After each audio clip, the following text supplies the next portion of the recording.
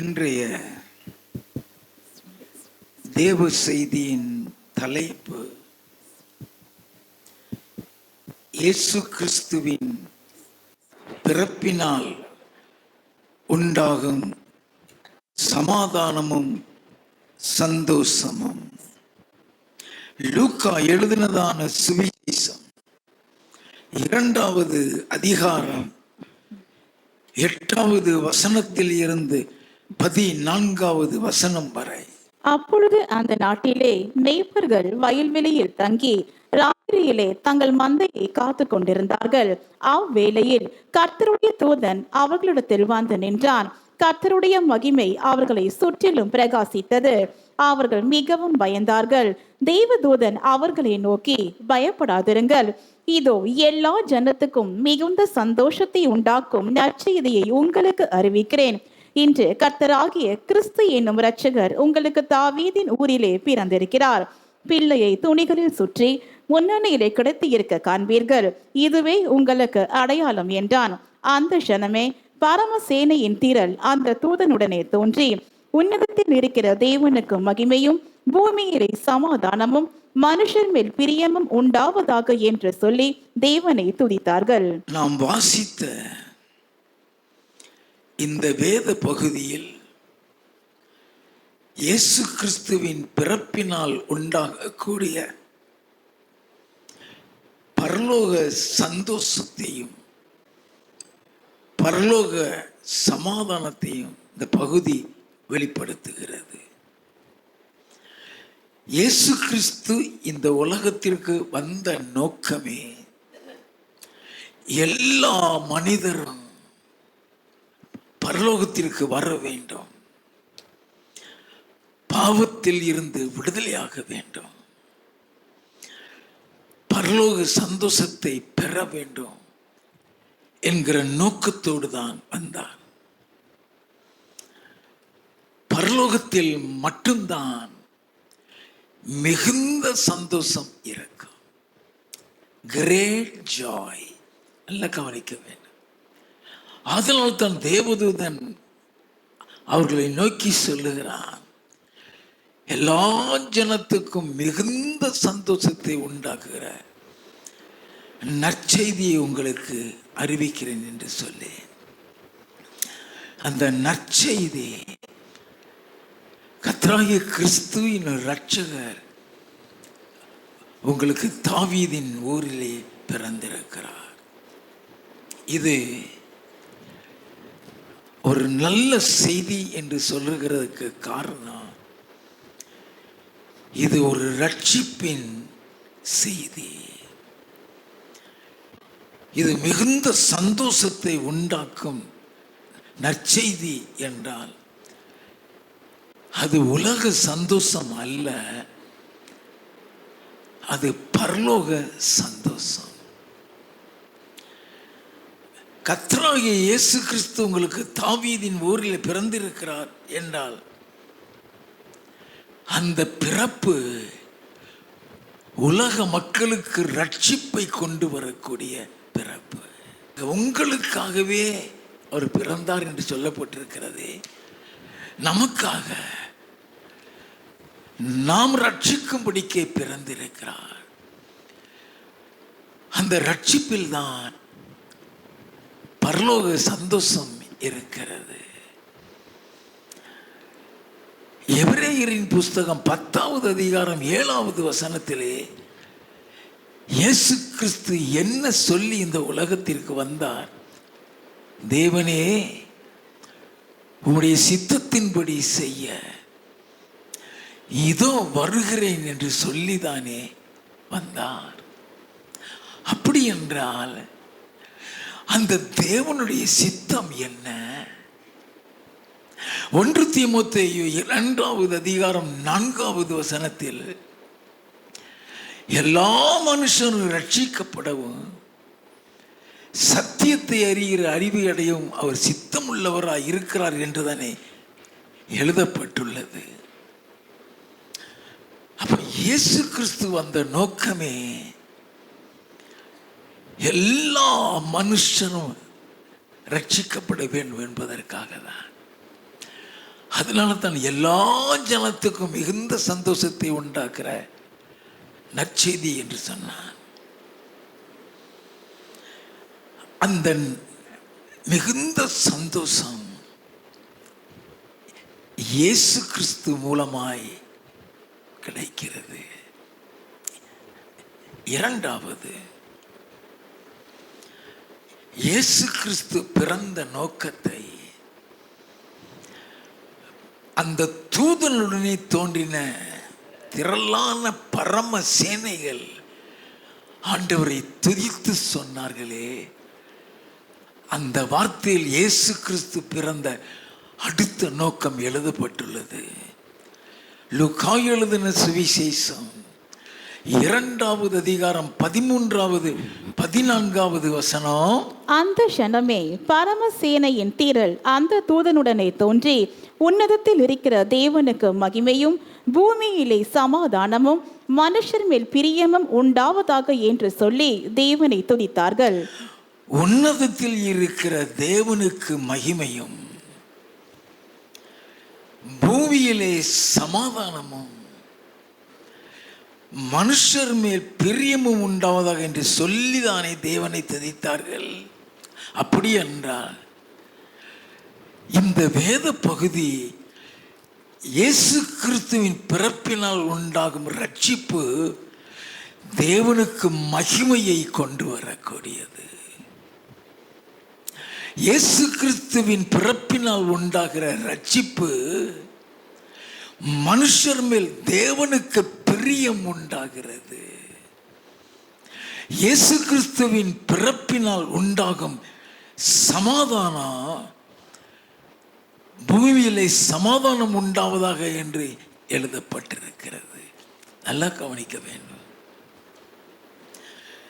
இயேசு கிறிஸ்துவின் பிறப்பினால் உண்டாகிற சந்தோஷமும் ரட்சிப்பினால் தான் இயேசு கிறிஸ்துவின் பிறப்பினால் உண்டாகிற சமாதானமும் ரட்சிப்பினால் தான். அதனால்தான் பூமியிலே சமாதானம் என்று உண்டாவதாக என்று சொல்லுது. இந்த சமாதானம் ரட்சிப்பினால் ஒரு மனிதனுக்கு உண்டாகுகிறது என்றால் அந்த சமாதானம் நல்லா கவனிங்க. தேவனோடு கூட உண்டாகிற ஒரு சமாதானம், மற்றவர்களோடு கூட உண்டாகிற ஒரு சமாதானம், நமக்குள் உண்டாகிற ஒரு சமாதானம். நல்லா கவனித்துக் கொள்ள வேண்டும். எப்படி அந்த சமாதானம் நமக்குள் வருகிறது, தேவனோடு உண்டாகிறது, மற்றவர்களோடு உண்டாகிறது என்பதை நாம் பார்க்க வேண்டும். யோவான் எழுதின சுவிசேஷம் 14வது அதிகாரம் 27வது வசனம். சமாதானத்தை உங்களுக்கு வைத்து போகிறேன், என்னுடைய சமாதானத்தையே உங்களுக்கு கொடுக்கிறேன். உலகம் கொடுக்கிற பிரகாரம் நான் உங்களுக்கு கொடுக்கிறதில்லை. உங்கள் இருதயம் கலங்காமலும் பயப்படாமலும் இருப்பதாக. இயேசு கிறிஸ்து சொன்னாரே, சமாதானத்தை உங்களுக்கு வைத்து போகிறேன். அது உலக சமாதானம் இல்லை, என்னுடைய சமாதானத்தை உங்களுக்கு வைத்து போகிறேன். நல்லா கவனிங்க. The peace that passeth all understanding,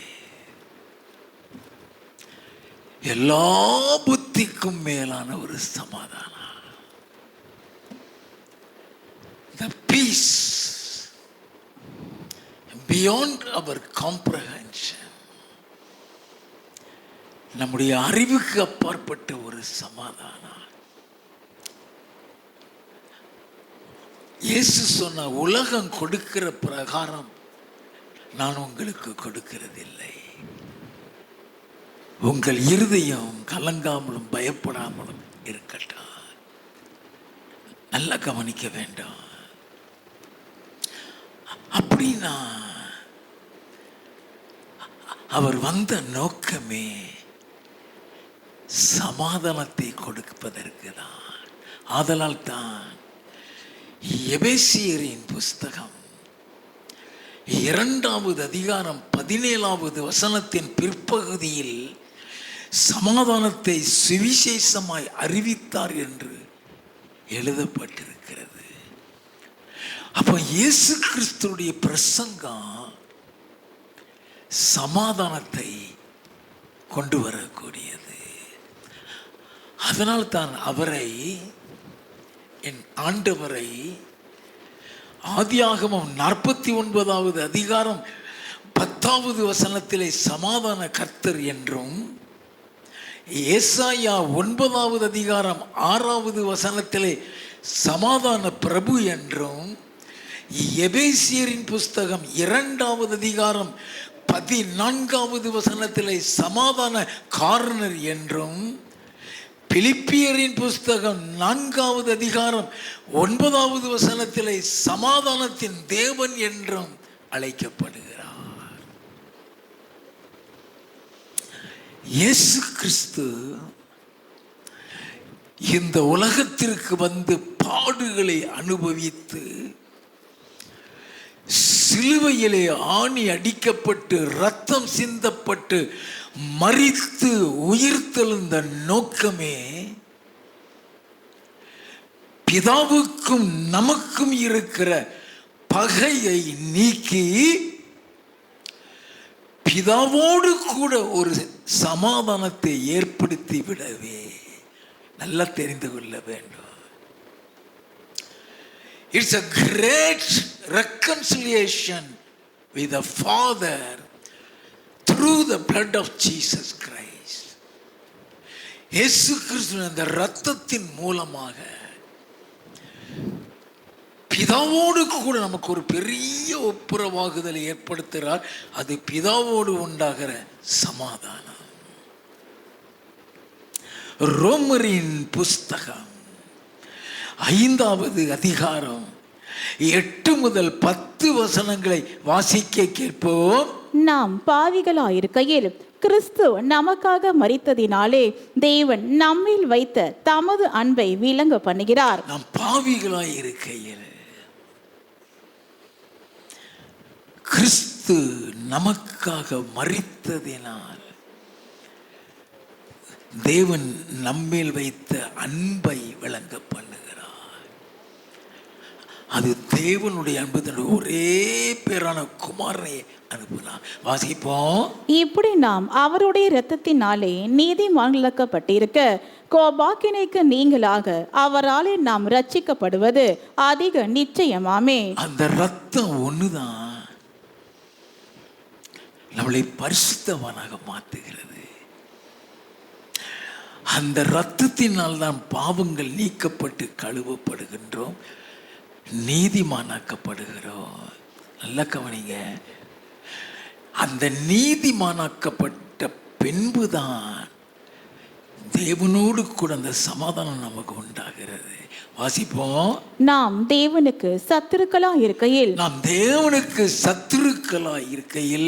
அவருடைய குமாரனின் மரணத்தினாலே அவருடனே ஒப்புரவாக்கப்பட்டோமானால் ஒப்புரவாக்கப்பட்ட பின் நாம் அவருடைய ஜீவனாலே ரட்சிக்கப்படுவது அதிக நிச்சயமாமே. தேவனோடு ஒப்புரவாகாமல் பரலோகத்துக்குள் நுழைய முடியாதே. நல்லா கவனிங்க.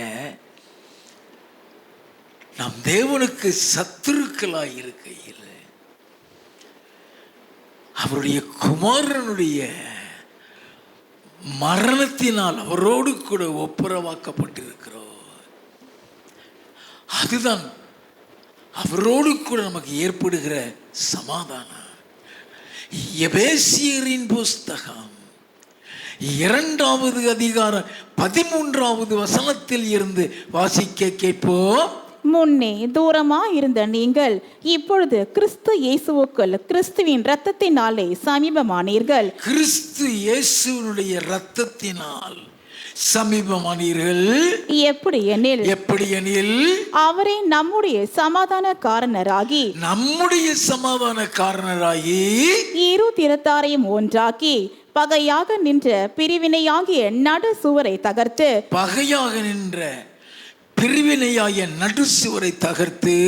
சட்ட திட்டங்களாகிய நியாய பிரமாணத்தை தம்முடைய மாம்சத்தினாலே ஒடித்து இரு திறத்தாரையும் தமக்குள்ளாக ஒரே புதிய மனுஷனாக சிருஷ்டித்து இப்படி சமாதானம் பண்ணி சட்ட திட்டங்களை தம்முடைய மாமிசத்திலே அழித்து. நல்ல கவனிங்க, சுமக்க முடியாத அன்றைய தினத்தில் ரட்சிப்பு என்று சொல்லுகிறது விருத்த சேதனத்தின் மூலமாகத்தான் உண்டாகிறது, இயேசு கிறிஸ்து மூலமாக இல்லை. அவ விருத்த சேதனம் பண்ணினாத்தான் அவ இஸ்ரவேலர் என்று அழைக்கப்படுகிறான்.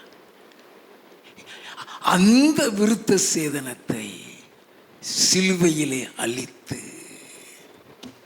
நல்லா கவனிங்க, சட்ட திட்டங்களாகிய நியாய பிரமாணத்தை தம்முடைய மாமிசத்தினாலே ஒழித்து, எந்த மாமிசத்தை விருத்த சேதனம் பண்ண வேண்டுமோ அதற்கு பதிலாக அவருடைய மாமிசத்தை சிலுவையிலே அறைந்து அதை நீக்கிவிட்டு அந்த இரு திறத்தாரையும் தம் மூலமாகவே சிலுவையில் சிந்தின ரத்தத்தின் மூலமாக பிதாவோடு கூட ஒப்புரவாக்கி விடுகிறாரே. வாசிப்போம். பகையை சிலுவையினால் கொன்று அதனாலே இரு திறத்தாரையும் ஒரே சரீரமாக தேவனுக்கு ஒப்புரவாக்கினார். நல்ல கவனிங்க, இப்படி சமாதானம் பண்ணி பகையை சிலுவையினால் கொன்று அதனால இரு திறத்தாரையும் ஒரே சரீரமாக தேவனோடு கூட ஒப்புரவாக்கினார். அது தேவனோடு கூட ஏற்படுத்துகிற சமாதானம். What does it mean reconciliation? reconciliation அர்த்தம் என்ன? இரண்டு பேருக்கு இருக்கிற பகையை நீக்கி ஒருவரோடு ஒருவர் ஒப்புரவாகிறதுக்கு பேரு தான் ரெக்கன்சிலியேஷன்.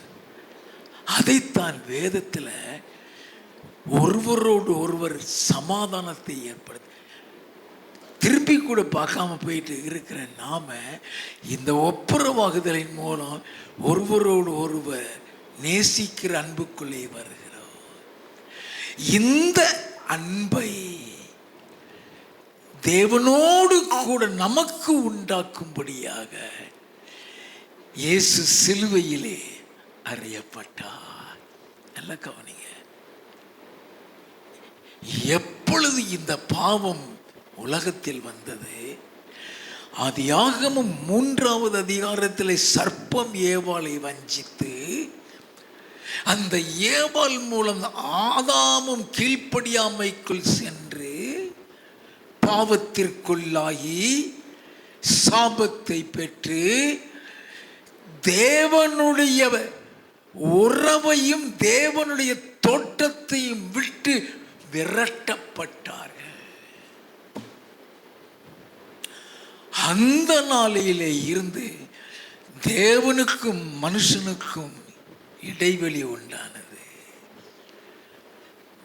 மனிதன் தேவனுக்கு சத்துருவாய் மாறிவிட்டான். ரோமரின் புஸ்தகம் 3வது அதிகாரம் 23வது வசனத்தை வாசிப்போம். எல்லாரும் பாவம் செய்து தெய்வ மகிமையற்றவர்களாகி, அந்த பாவத்தின் நிமித்தம் எல்லாரும் தேவ மகிமையை இழந்து போய்விட்டோம். நல்லா கவனிங்க, அந்த மகிமையை பெற்றுக்கொள்ளவும் அந்த மகிமைக்குள் நம்மளை கொண்டு செல்லவும் தான் இயேசு இந்த உலகத்தில் பிறந்தார். நல்லா கவனிக்க வேண்டும். என்னைக்கு நம்ம பிதாவோடு கூட ஒப்புரவாக்கப்படுகிறோமோ அப்படி ஒப்புரவாக்கப்பட்ட பின் கோபாக்கினைக்கு தப்புவிக்கப்படுகிறோம் என்று எழுதப்பட்டிருக்கிறதே. அந்த ஒப்புரவாக்குதலில் தான் ரட்சிப்பே இருக்கிறது. சால்வேஷன் எல்லாம் தெரிந்து கொள்ள வேண்டும். ஆதலால் தான் அவர் தூரமாயிருந்த உங்களுக்கும் சமீபமாயிருந்த அவர்களுக்கும் சமாதானத்தை சுவிசேஷமாக அறிவித்தார். அந்தபடியே நாம் இருதிறத்தாரும் ஒரே ஆவியினாலே பிதாவினிடத்தில் சேரும் ஸ்லாக்கியத்தை அவர் மூலமாய் பெற்றிருக்கிறோம். அப்ப அவரோடு கூட நமக்கு ஒரு சமாதானத்தை ஏற்படுத்துகிறார். இதை குறித்து கொலோசேயரின் புஸ்தகம் 1வது அதிகாரம் 20வது வசனத்திலே எழுதப்பட்டிருக்கிறது. அவர் சிலுவையில் சிந்தின இரத்தத்தினாலே சமாதானத்தை உண்டாக்கி, சிலுவையில் சிந்தின இரத்தத்தினாலே சமாதானத்தை உண்டாக்கி, பூலோகத்தில் உள்ளவைகள் பரலோகத்தில் உள்ளவைகள் யாவையும் அவர் மூலமாய் தமக்கு ஒப்புரவாக்கி கொள்ளவும் அவருக்கு பிரியமாயிற்று. நல்ல கவனிக்க வேண்டும். எதற்காக இயேசு பிறந்தார்? பிதாவோடு கூட ஒரு சமாதானத்தை ஏற்படுத்திவிட. அதைத்தான் வேத வசனத்தோடு கூட இப்பொழுது பார்த்தோம். இரண்டாவது, இயேசுனுடைய பிறப்பின் நோக்கமே மற்றவர்களோடு கூட சமாதானம். எபிரேயரின் புஸ்தகம் 12வது அதிகாரம் 14வது வசனம். யாவரோடும் சமாதானமாய் இருக்கவும் பரிசுத்தம் உள்ளவர்களாய் இருக்கவும் நாடுங்கள். பரிசுத்தம் இல்லாமல் ஒருவனும் கர்த்தரை தரிசிப்பதில்லையே. யாவரோடும் சமாதானமாய் இருக்கவும் பரிசுத்தம் உள்ளவர்களாய் இருக்கவும் நாடுங்கள். பரிசுத்தம் இல்லாமல் ஒருவனும் கர்த்தரை தரிசிக்க முடியாது. அப்படின்னா மற்றவர்களோடு கூட நமக்கு ஏற்படுகிற சமாதானத்தில் பரிசுத்தம் இருக்கிறது. நல்ல கவனிங்க. பரலோகங்கிறது நம்ம வீட்டுக்கு பக்கத்தில் இல்லை.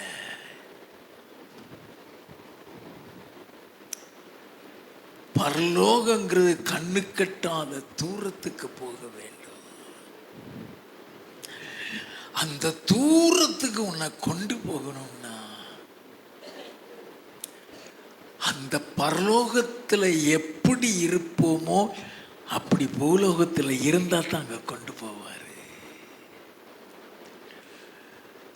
ஒரு சின்ன கசப்பு, ஒரு சின்ன வெறுப்பு கடுகளவு கூட பரலோகத்தில் இருக்காது. பரலோகத்தில் எல்லாரும் தேவ தூதர்களை மாறி இருப்பார்கள் என்று இயேசு கிறிஸ்து சொன்னார். நல்லா கவனிங்க, நல்லா கவனிங்க. நான் பரிசுத்த ஆவியை பெற்றிருக்கிறேன்.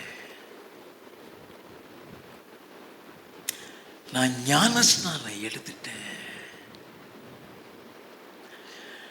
நான் ரட்சிக்கப்பட்டுட்டேன்.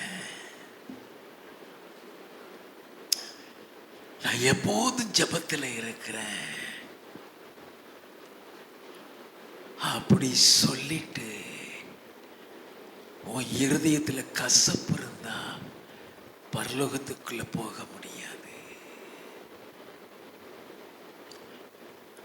அதற்காகத்தான் இயேசு பிறந்தார்.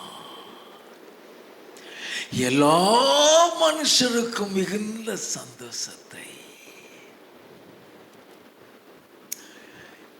தேவனோடு கூட நம்ம ஒப்புரவாக்கப்பட்ட உடனேயே நம்முடைய இருதயத்துக்குள்ள ஒரு சந்தோஷம் வருகிறது. அதுக்கு பேரு தான் ஜாய் ஆஃப் சால்வேஷன், ரட்சிப்பின் சந்தோஷம். நீயும் தேவனும் இணைக்கப்பட்டிருக்கிற. சகையுவே, சீக்கிரமாய் கீழே இறங்கி வா, இன்றைக்கு நான் உன் வீட்டில் வந்து தங்க வேண்டும். அடுத்த க்ஷணப்பொழுதுல கீழே இருக்கிறான். அவன் இருதயத்துக்குள்ள மிகுந்த சந்தோஷம். நல்ல கவனிங்க. லூக்கா எழுதின சுவிசேஷம் 19வது அதிகாரம் 5வது 6வது வசனங்கள். இயேசு அந்த இடத்தில் வந்தபோது அண்ணாந்து பார்த்து அவனை கண்டு, சகேயுவே, நீ சீக்கிரமாய் இறங்கி வா, இன்றைக்கு நான் உன் வீட்டிலே தங்க வேண்டும் என்றார். அவன் சீக்கிரமாய் இறங்கி சந்தோஷத்தோட அவரை அழைத்து கொண்டு போனான். அந்த சந்தோஷத்தோட சொல்றது மிகுந்த சந்தோஷத்தை குறிக்கிறது. It's not ordinary Joy. நல்லா கவனிங்க. There is a difference between the joy in the world and the joy of the salvation. நீ எவ்வளவுதான் இந்த உலகத்தில் சந்தோஷமாய் இருந்தாலும், உலக சந்தோஷம் 1000 கோடி பணத்தை கொடுத்து நீ சந்தோஷத்துல மிதந்தாலும் உன் இருதயத்துக்குள்ள மாற்றம் வரவே வராது. அந்த பணம் இருக்கும் வரைக்கும் சந்தோஷம், பணம் போனதுக்கு அப்புறம் சந்தோஷம் இல்லை. What is the joy of salvation? பரலோக சந்தோஷம்னா என்ன? ரோமரின் புஸ்தகம் 14வது அதிகாரம் 17வது வசனம். தேவனுடைய ராஜ்யம் புசிப்பும் குடிப்பும் அல்ல, அது நீதியும் சமாதானமும் பரிசுத்த ஆவியினால் உண்டாகும் சந்தோஷமுமாயிருக்கிறது. புசிப்பும் குடிப்பும் அல்லன்னு சொன்னா அது உலக பிரகாரமான ஒரு சந்தோஷம் அல்லன்னு அர்த்தம். What is the joy in the heart of Zacchaeus? அவன் மிகுந்த சந்தோஷத்தோடு அவரை அழைத்து கொண்டு போனார். அந்த சந்தோஷத்தினுடைய முதல் அடையாளம் 7வது வசனம். அதை கண்ட யாவரும், இவர் பாவியான மனுஷனிடத்தில் தங்கும்படி போனார் என்று முறுமுறுத்தார்கள். நல்ல கவனிங்க. பாவியான மனுஷனிடத்துல போகிறாரு. இவன் பாவி ஆயிருச்சு.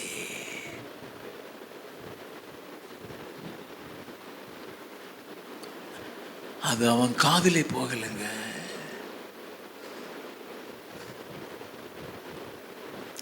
அது அவன் காதிலே போகல. அவன் இயேசு மட்டும் நாங்க பார்க்கிறான். இயேசுவை மட்டும் நான் பார்க்கிறான். அவர் கையை பிடிச்சிட்டு போய்கிட்டு இருக்கிறான். Let them talk whatever they want to talk. அதுதாங்க ரட்சிப்பு. Don't talk. Look only at Jesus. What is the joy? அது என்ன சந்தோஷம்? அது என்ன சந்தோஷம்? பேசுறவன் பேசட்டும். நீ பாவின்னு சொல்றியா சொல்லு. ஏன் அவன் பாவின்னு சொன்னதுக்கு அவன் மதிப்பே கொடுக்கலைன்னா இப்போ அவர் கூட போறான அவன் பாவி இல்லை. இப்ப அவன் கூட போறான், ஐயா பாவி இல்லையா அவன். அந்த சந்தோஷம் அவனுக்குள்ள ரட்சிப்பை கொண்டு வந்தது. அது அவனுக்கு தெரியாது. அது அவனுக்கு தெரியாது. He never knew anything about salvation. அவனுக்கு ரட்சிப்பை பத்தி ஏயும் தெரியாது, பியும் தெரியாது, இயேசுவையே தெரியாதுங்க.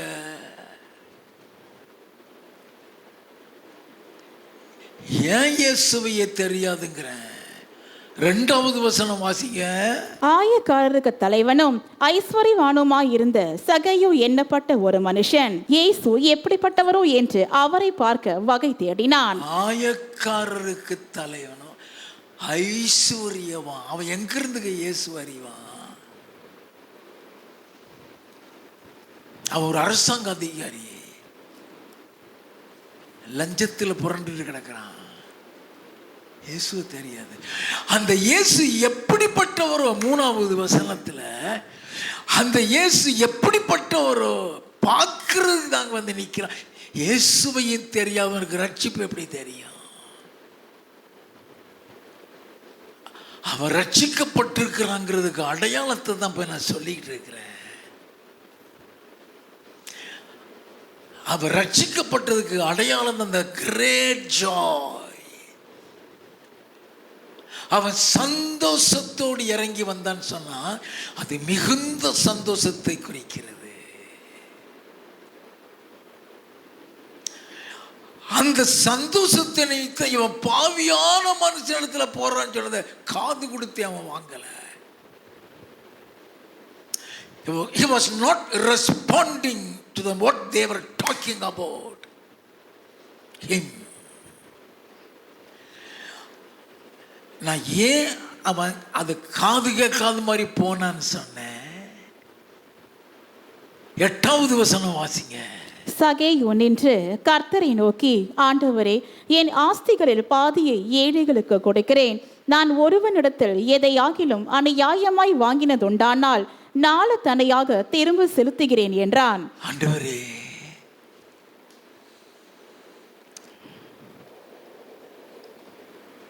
என் ஆஸ்தியில பாதியை ஏழைக்கு கொடுத்துறேன். டிரான்ஸ்ஃபர்மேஷன். எந்த பணத்துக்காக வாழ்ந்தானோ, எந்த ஐஸ்வர்யத்தின் மேல் ஆசையுள்ளவனா இருந்தானோ, அந்த பணம் வேண்டாம்.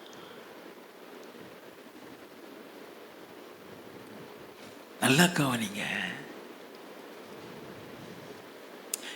என் ஆஸ்தியில பாதியை ஏழைக்கு கொடுத்துறேன்னு சொன்னானே, அதுக்கு அர்த்தம் தெரியுமா? பிதாவோடு கூட ஒப்புரவாகுதல் ஏற்படுத்தப்பட்டிருக்கிறது அவனுக்கே தெரியாது.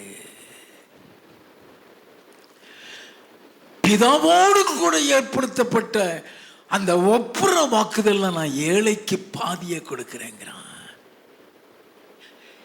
எதை வச்சு பிதாவோடு கூட உள்ள ஒப்புரவாகுதல் சொல்றேன்?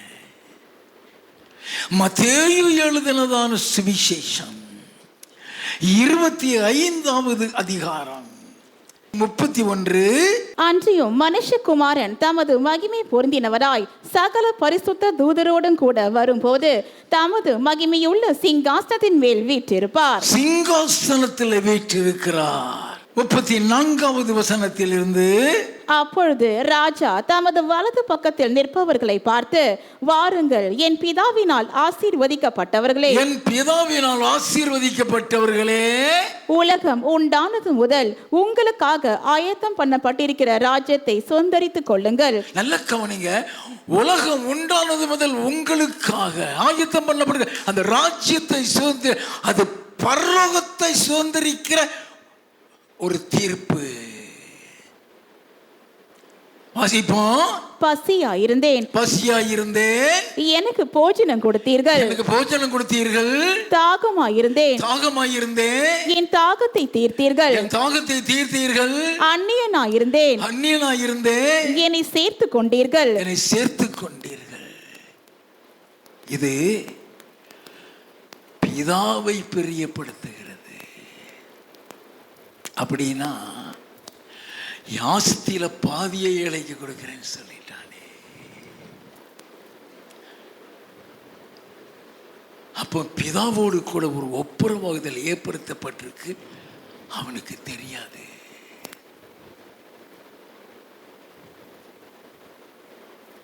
நல்லா கவனிக்க வேண்டும். ஏழைகளுக்கு பாதியை கொடுத்தார். He was concerned about the poor. அங்க லிங்க் ஆனாதான் ஏழை மீது அன்பு வரும். என் ஆஸ்தியில பாதிய ஏழைக்கு கொடுத்துறேன்னு சொல்லி பிதாவோட ஒப்புரவாயிட்டான். அடுத்தாக்களை சொல்ல, ஆண்டவரே, நான் யாரிடத்திலாவது அநியாயமாய் வாங்கியிருந்தார் அவர்களுக்கு நாலத்தனையாய் திருப்ப கொடுக்கிறேன். Reconciliation with the one who hates him. யாருக்கு அவன் மேல வெறுப்பும் பகையும் இருக்குதோ, யாரு இவனை தப்பா பேசிக்கிட்டு இருக்கிறாங்களோ, அவங்கள வாங்கினதை நாலத்தனையா கொடுத்தது ஒப்புரவாகுதல் உண்டாகிறது. தேவனோடு ஒரு ஒப்புரவாகுதல், மனிதர்களோடு கூட ஒரு ஒப்புரவாகுதல். இப்ப அவனுடைய இருதயத்துக்குள்ள சந்தோஷமும் சமாதானமும் வருகிறது.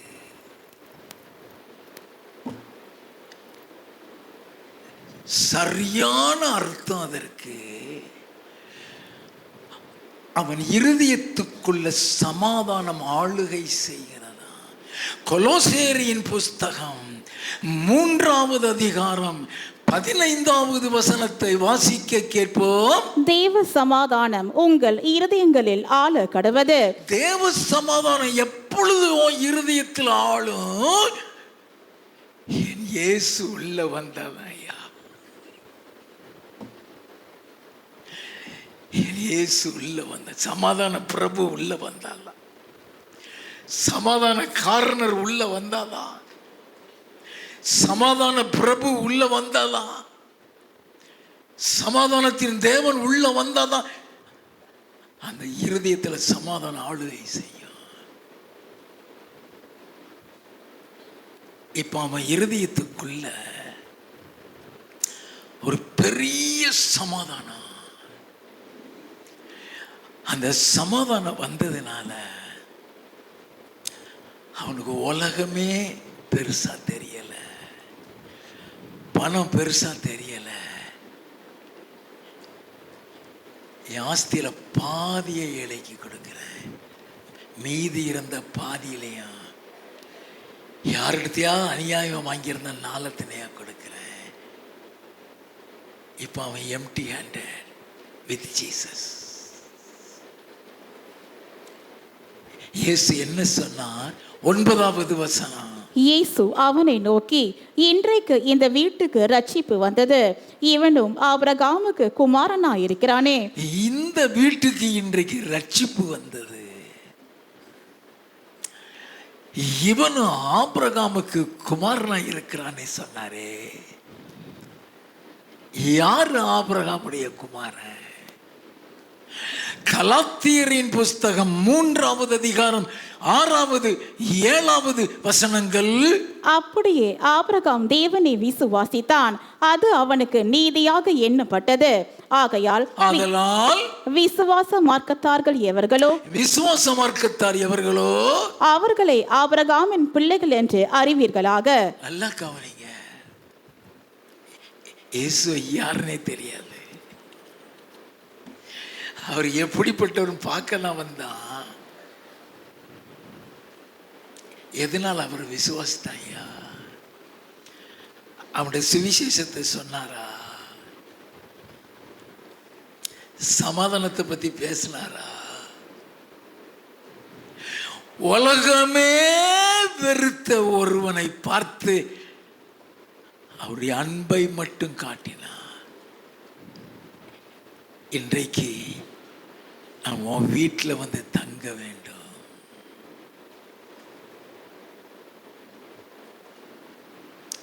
The love of Christ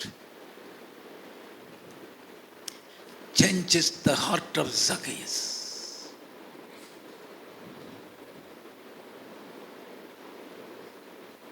நல்லா கவனிங்க.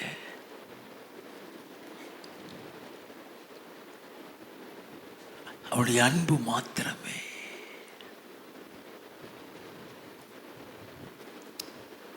அந்த அன்புதான் சிலுவையில் அறையப்பட்ட 2 கல்லன்ல ஒரு கல்லனை ரட்சிக்க வைத்தது. நான் செய்த பாவத்துக்கு ஏற்ற தண்டனை நம்ம அடைகிறோம். இவரோ எந்த குற்றமும் செய்யலையே ஐயா சொல்லிட்டு, ஆண்டவரே உம்முடைய ராஜ்யத்தில் வரும்போது என்னை நினைத்தருள்னு சொன்னானே. ஃபெய்த். அவரால் தான் என்னை அங்க கொண்டு போக முடியுங்கிறத விசுவாசிக்கலாம். ஃபெய்த்.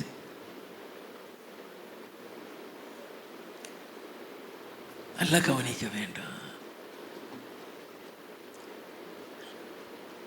அப்ப ஆண்டவர் எப்படி சமாதானத்தை உண்டாக்கி விடுகிறார்? யாவரோடும் சமாதானமாயிருங்க.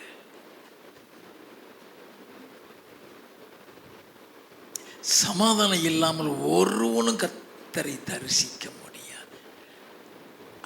அந்த சமாதானத்தில் பரிசுத்தம் இருக்கிறது. அதனால் தான் அப்போஸ்தலனாகிய பவுல் ரோமருக்கு எழுதும்போது சொல்லுகிறார். ரோமரின் புஸ்தகம் 12வது அதிகாரம் 18வது வசனத்தில், கூடுமானால் உங்களால மட்டும் எல்லா மனுஷரோடும் சமாதானமாயிருங்கள். கூடுமானால் எல்லா மனுஷரோடும். அதுக்கு அர்த்தம் என்னன்னா, ஒருத்தன் கூட உன் மேல வருத்தப்படாதபடி பார்த்துக்கோ.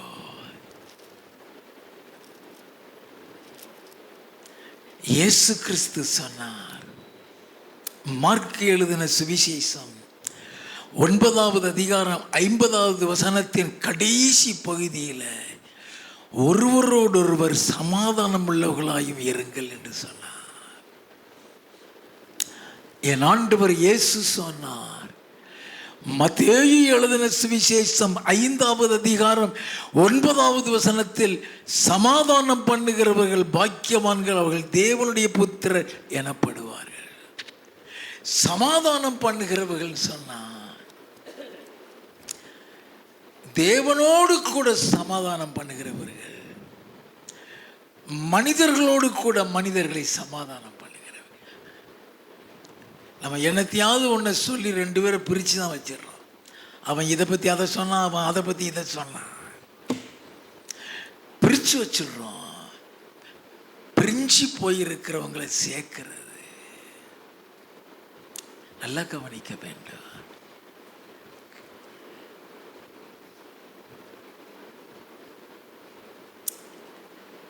பிரிஞ்சு போனவங்களை சேர்க்கக்கூடியது.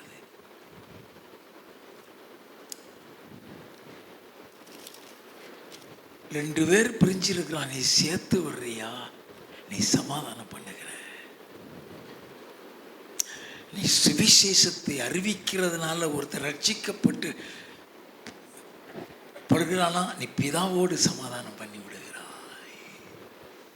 அவர்கள் தேவனுடைய புத்திரர் எனப்படுவார்கள் என்று சொன்னார். ஏசாயா தீர்க்கதரிசியின் புஸ்தகம் 52வது அதிகாரம் 7வது வசனத்தை வாசிப்போம். சமாதானத்தை கூறி நற்காரியங்களை சுவிசேஷமாய் அறிவித்து ரட்சிப்பை பிரசித்தப்படுத்தி உன் தேவன் ராஜரிகம் பண்ணுகிறார் என்று சீயோனுக்கு சொல்லுகிற சுவிசேஷகனுடைய பாதங்கள் மலைகளின் மேல் எவ்வளவு அழகாயிருக்கின்றன. இது என் ஆண்டவர் இயேசுவை குறித்து சொல்லப்பட்டதா இருந்தாலும், சுவிசேஷத்தை அறிவிக்கிற அத்தனை பேருக்கும் இது பொருந்தும். சமாதானத்தை கோரி நற்காரியங்களை சுவிசேஷமாய் அறிவித்து ரட்சிப்பை பிரசித்தப்படுத்தி உன் தேவன் ராஜரிகம் பண்ணுகிறார் என்று சீயோனுக்கு சொல்லுகிற சுவிசேஷனுடைய பாதங்கள் மலையின் மேல் எவ்வளவு அழகா இருக்கிறது. பாதமே அழகா இருந்தா முகம் எவ்வளவு அழகா இருக்கும் யோசிங்களா? பாதம்னு சொன்னால் உச்சந்தலையிலேருந்து உள்ளங்கால் வரைக்கும் அழகுதான். பிதாவோடு கூட நமக்கு இருக்கிற பகையை நீக்கி அவரோடு கூட ஒப்புரவாகுதலை ஏற்படுத்த இயேசு வந்தார். அந்த சமாதான ஒப்புரவாகுதல் பாவ மன்னிப்பின் மூலம் உண்டாகிறது. நல்ல கவனிங்க. கொலோசியரின் புஸ்தகம் 1வது அதிகாரம் 14வது வசனம். அவருக்குள் அவருடைய இரத்தத்தினாலே பாவ மன்னிப்பாகிய மீட்பு நமக்கு உண்டாயிருக்கிறது. அவருக்குள் அவருடைய இரத்தத்தினாலே பாவ மன்னிப்பாகிய மீட்பு நமக்கு உண்டாகிறது. நல்ல கவனிங்க. அந்த பாவம் மன்னிக்கப்பட்டது எப்படி? இரத்தத்தால. அவர் சிலுவையில் சிந்தின இரத்தத்தினால. அதனால தான் 1 யோவான் 1:7 இயேசு கிறிஸ்துவின் ரத்தம் சகல பாவங்கள் நீக்கி நம்ம சுத்திகரிக்க சொல்கிறது. அந்த பாவத்தை அந்த ரத்தம் சுத்திகரிக்கும் பொழுது அந்த இரத்தத்தின் மூலம்தான் அவரோடு கூட ஒப்புரவாக்கப்படுகிறோம். அதைத்தான் கொலோசியர் 1:20 எழுதப்பட்டிருக்கு. அவர் சிலுவையில் சிந்தின இரத்தத்தினால் சமாதானத்தை உண்டாக்கி பூலோகத்தில் உள்ள பரலோகத்தில் யாவையும் அவரோடு கூட ஒப்புரவாக செய்கிறார். நல்லா கவனித்துக் கொள்ள வேண்டும். இயேசு கிறிஸ்து வந்த நோக்கம் பாவங்களை நம்மை விட்டு நீக்க. நல்ல கவனிங்க. மற்றவர்களோடு கூட உள்ள ஒப்புரவாகுதலை பேச போகிறேன். It is a process. It is an expectation of God. இயேசு வந்த நோக்கம் என்ன? மத்தேயு எழுதின சுவிசேஷம் 1வது அதிகாரம் 21வது 23வது வசனங்கள். அவள் ஒரு குமாரனை பெறுவாள், அவருக்கு இயேசு என்று பெயரிடுவாயாக. ஏனெனில் அவர் தமது ஜனங்களின் பாவங்களை நீக்கி அவர்களை ரட்சிப்பார் என்றான். அவர் தமது ஜனங்களின் பாவங்களை நீக்கி. அப்ப இயேசு அந்த நோக்கமே பாவத்தை நீக்கி ரட்சிக்கிறாரு. நீ பாவம் நீக்க நல்லா கவனிச்சுக்கிடுங்க. நீ பாவம் நீக்கப்பட்டு நீ ரட்சிக்கப்பட்ட உடனே என்ன நடக்குதான்?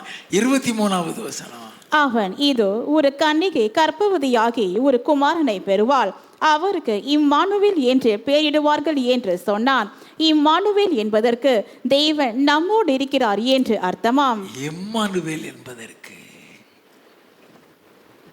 தேவன் நம்மோடு இருக்கிறார். நீ ரட்சிக்கப்பட்டது உண்மையினா உன் கூட கர்த்தர் இருப்பா. நல்ல கவனிங்க. இயேசு பிறந்த நோக்கமே அதுக்கு தான். ஐயா, பிதாவை நம்மளோடு கூட இருக்க வைக்கிறதுக்கு தான் கொண்டு வந்தார். ஏதோ பரலோகத்தில் இருக்கிற அவரோடு கூட ஒரு ஒப்புரவாகுதல் ஏற்படுத்தல. அந்த ஒப்புரவாகுதல் மூலம் அவர் இறங்கி உன்னோடு கூட வர வேண்டும். நல்லா கவனிங்க. நீ எங்க போனாலும் உன் கூட வருவார். உன் வீட்டில் தேவ பிரசன்னம் இருக்கும். உன் வீட்டில் தேவ பிரசன்னம் இருக்கும்.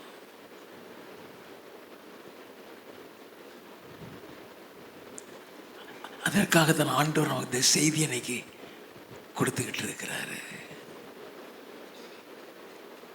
நல்லா கவனிக்க வேண்டும். அப்படின்னா உன் பாவத்தை மன்னிச்சிட்டாரு, நீ ரட்சிக்கப்பட்டுட்டீன்னா அதே மன்னிப்பை உன்னை எதிர்பார்ப்பாரு. நல்லா கவனிங்க. அவர் எப்படி உன்னைய மன்னிச்சாரோ அதே மாதிரி நீயும் மன்னிக்கணும்னு எதிர்பார்ப்பாரு. நாம இருக்கிறது பொல்லாத உலகத்தில். இந்த உலகத்தின் அதிபதி இயேசுவிட்டே வந்தான்.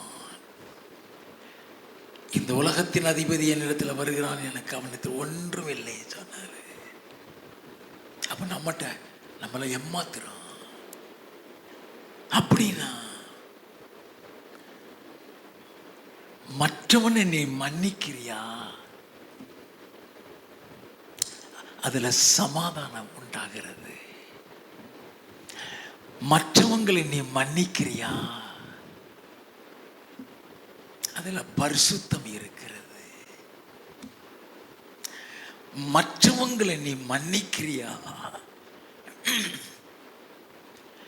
கிறிஸ்து உனக்குள் பிறந்திருக்கிறார் அர்த்தம். மற்றவங்களை நீ மன்னிக்கிறியா? நீ பரிசுத்தவான், பரிசுத்தவாட்டி என்ற அர்த்தம். You are not been defiled. நீ கரைப்படுத்தப்படவில்லை. எபேசியரின் புஸ்தகம் 4வது அதிகாரம் 31, 32. சகல விதமான கசப்பும் கோபமும் மூர்க்கமும் கூக்குரலும் தூஷணமும் மற்ற எந்த துர்குணமும் உங்களை விட்டு நீங்க கடவது. எந்த துர்க்குணமும் உங்களை விட்டு நீங்க கடவது. ஒருவருக்கொருவர் தயவாயும் மன உருக்கமாயும் இருந்து கிறிஸ்துவுக்குள் தேவன் உங்களுக்கு மன்னித்தது போல நீங்களும் ஒருவருக்கொருவர் மன்னியுங்கள். நல்ல கவனிங்க. கிறிஸ்துவுக்குள் தேவன் உங்களுக்கு மன்னித்தது போல. கிறிஸ்து இல்லாம அந்த மன்னிப்பு கிடையாது. பிதா மன்னிக்க மாட்டாரு. அந்த மன்னிப்பு கிறிஸ்து மூலமாக தான். அவர் சிந்தின ரத்தத்தின் மூலமாக தான். அவர் பட்ட பாடுகள் மூலமாகத்தான்.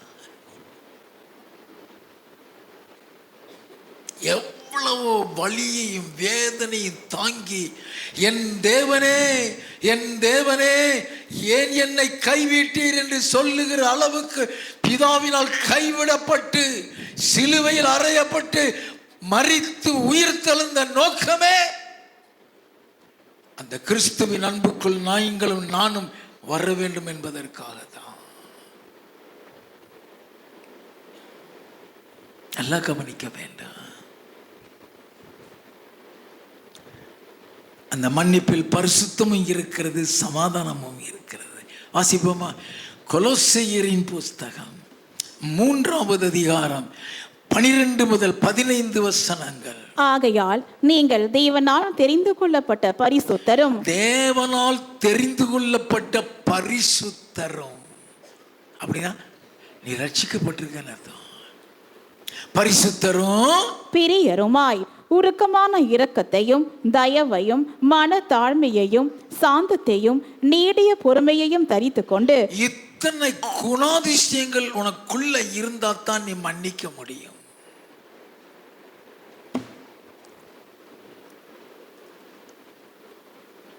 பரிசுத்தங்கிறது மன்னிப்புல இருக்குங்கிறது நமக்கு தெரியாது இல்லையா?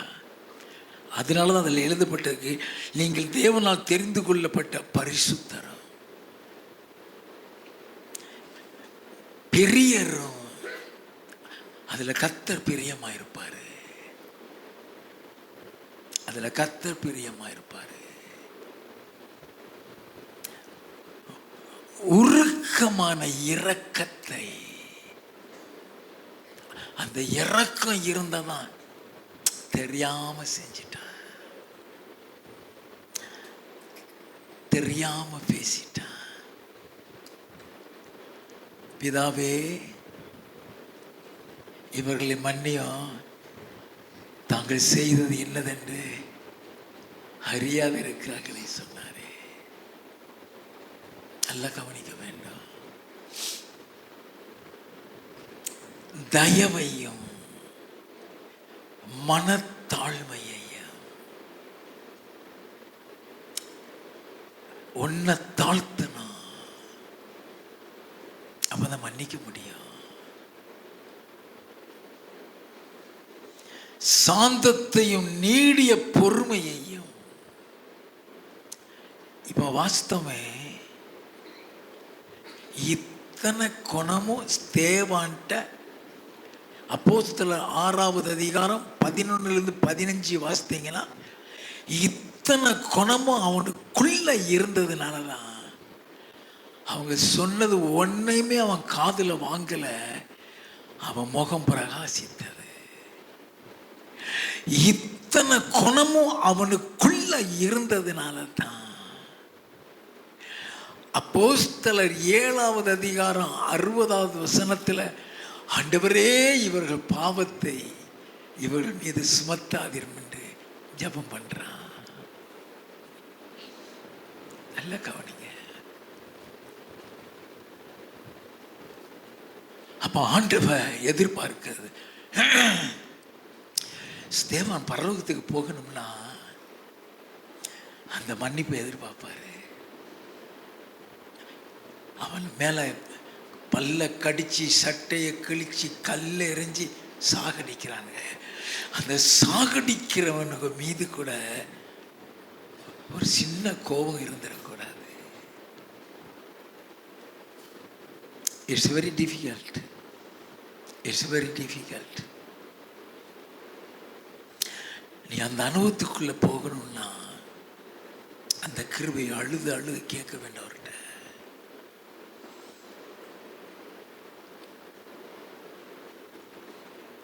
அந்த சுபாவத்துக்குள்ள வர்றான். இத்தனை குணாதிசயம் நீடிய பொறுமை தரித்து கொண்டு ஒருவரை ஒருவர் தாங்கி ஒருவர் பேரில் ஒருவருக்கு குறைபாடு உண்டானால் கிறிஸ்து உங்களுக்கு மன்னித்தது போல ஒருவருக்கொருவர் மன்னியுங்கள். கிறிஸ்து மன்னித்தது போல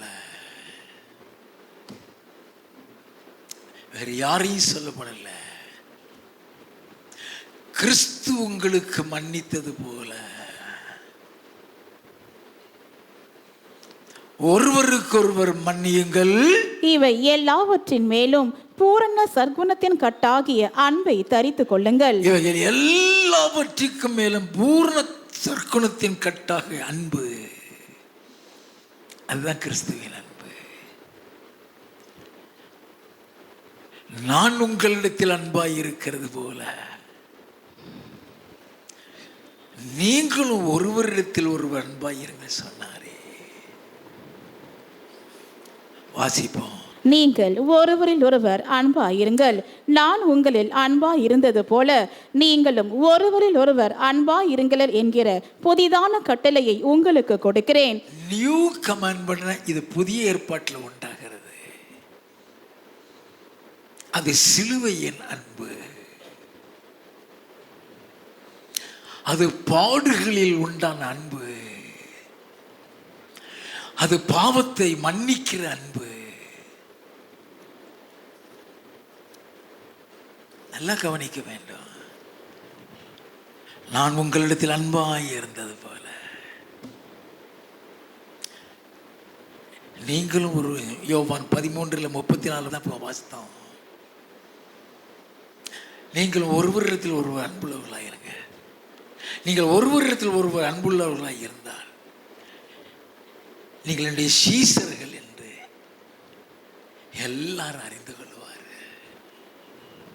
யார் சீசன்? இயேசு முதல்ல இந்த உலகத்தை விட்டு போகும்போது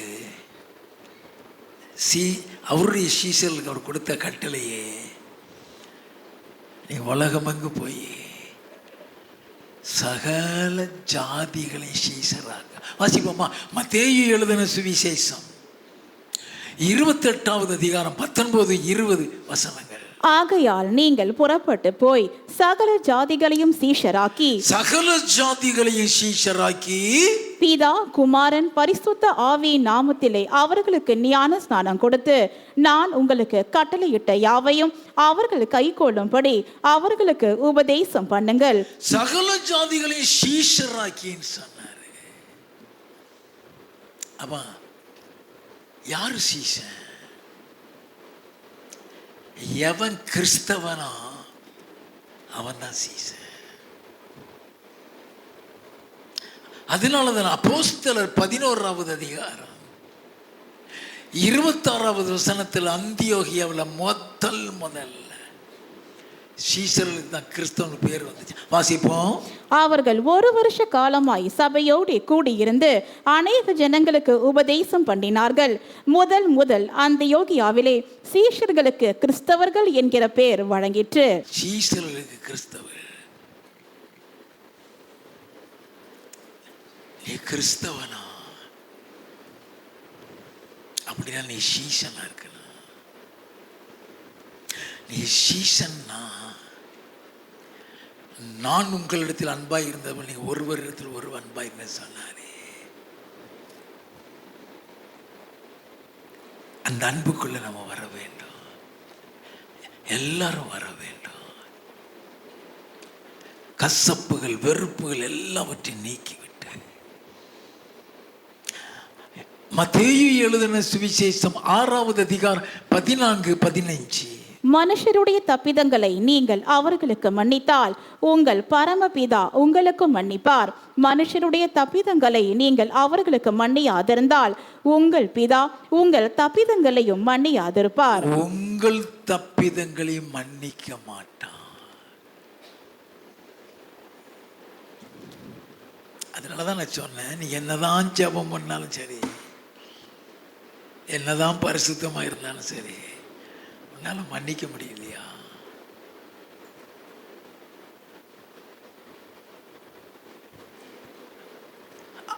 மன்னிக்க தான் சொன்னாரு. மன்னிச்சுன்னு சொல்லி கூடி குழாவிட்டு இருக்காத.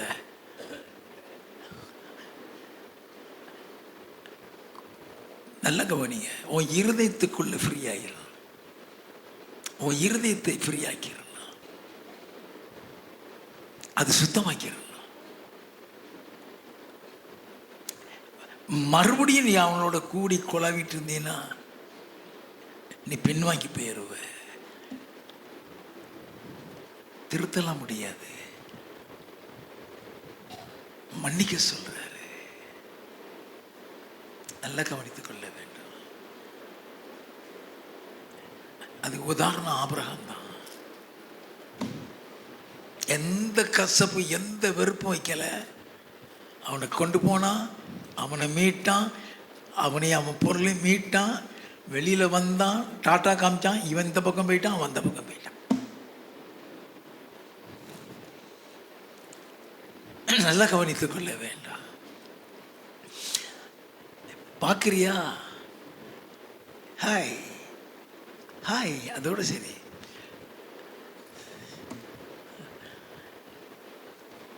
இருதயத்தை ஃப்ரீ ஆக்கிருங்க. இருதயத்தை ஃப்ரீ ஆக்கிருங்க.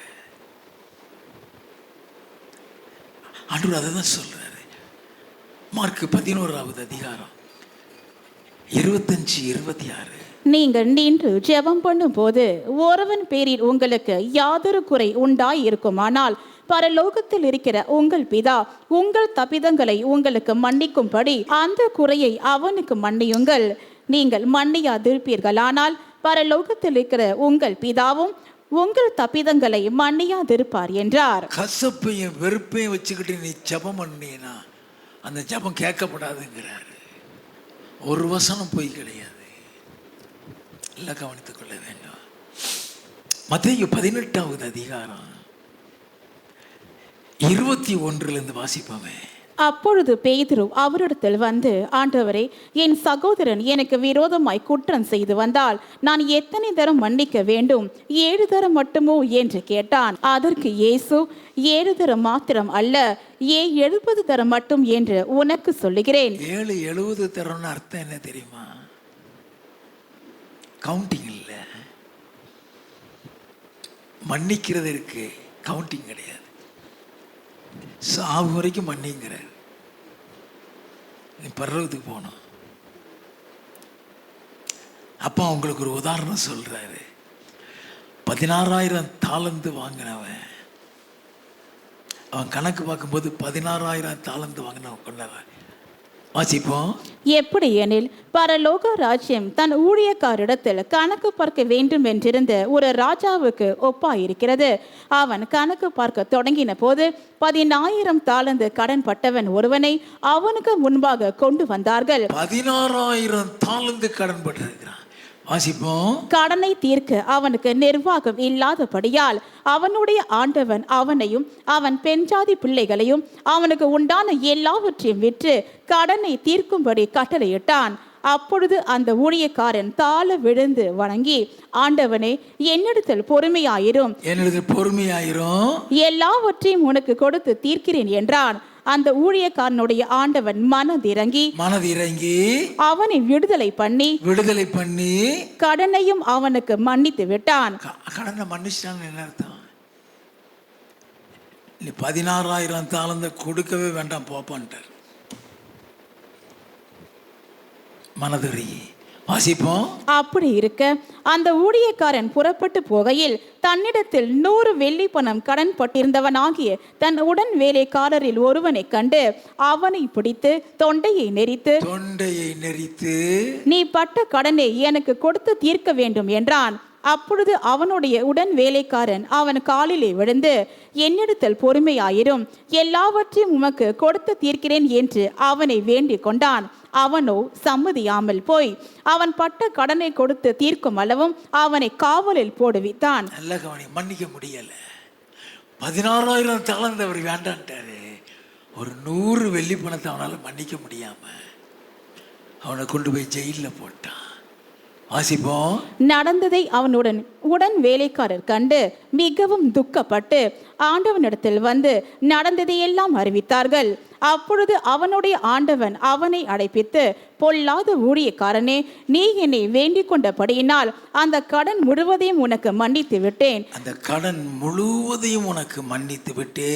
நான் உனக்கு இறங்கினது போல நீயும் உன் உடன் வேலைக்காரனுக்கு இறங்க வேண்டாமோ என்று சொல்லி அவனுடைய ஆண்டவன் கோபம் அடைந்து அவன் பட்ட கடனை எல்லாம் தனக்கு கொடுத்து தீர்க்கும் அளவும் உபாதிக்கிறவர்களிடத்தில் அவனை ஒப்பு கொடுத்தான். இதை சொல்லிட்டு என் ஆண்டவர் சொல்லுவார். வாசிப்போம். நீங்களும் அவனவன் தன் தன் சகோதரன் செய்த தப்பிதங்களை மனப்பூர்வமாய் மன்னியாமல் போனால்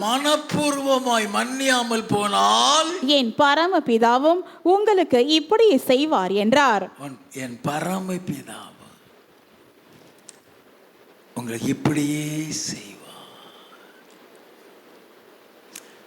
நீ மன்னிக்கும் போது உன் இருதயத்தில் ஒரு பெரிய சமாதானம் இருக்கும். அந்த மன்னிப்புல பரிசுத்தம் இருக்கு. அந்த மன்னிப்புல தேவ அன்பு இருக்கு. அந்த மன்னிப்புல ஆவியின் கனிகள் இருக்கிறது.